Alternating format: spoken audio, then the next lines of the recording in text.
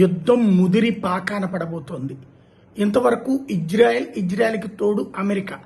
European union యుద్ధంలోకి దిగలేదు, NATO యుద్ధంలోకి దిగలేదు.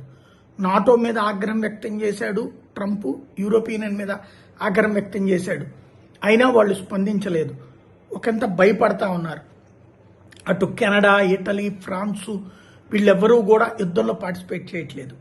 30 దేశాల కూటమి నాటో, ఇదివరకు 28, ఇప్పుడు మొత్తం 30 దేశాల కూటమైనటువంటి నాటో సెక్రటరీ జనరల్ ఇప్పుడు సంచలనాత్మక ప్రకటన చేశారు.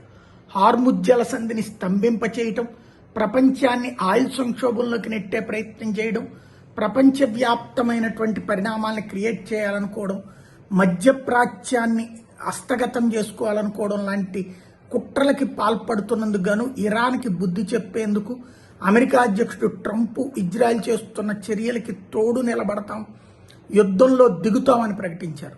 ఇది సంచలనాత్మకమైన అంశం. అంటే పెను యుద్ధం కాబోతోంది. ఇప్పటిదాకా ఇరాన్ దాడులు చేస్తుంటే చూస్తా కూర్చున్న గల్ఫ్ దేశాలు కూడా, కేవలం ఆత్మరక్షణ కోసం మాత్రమే పనిచేస్తున్న గల్ఫ్ దేశాలు ఇక యుద్ధంలోకి దిగే పరిస్థితి రాబోతోంది. అట్లాగే ఇటు పక్కన అమెరికాకి తోడుగా, ఇజ్రాయెల్కి తోడుగా ఇప్పుడు నాటో దళాలు దిగితే 32 దేశాలు ప్లస్ ఇటు వీళ్ళు 8 కలిస్తే 40 దేశాలు కలిపి ఇరాన్ మీద దాడి చేసే ప్రక్రియ ప్రారంభమైతే అప్పుడేమవుతుందో చూడాలి.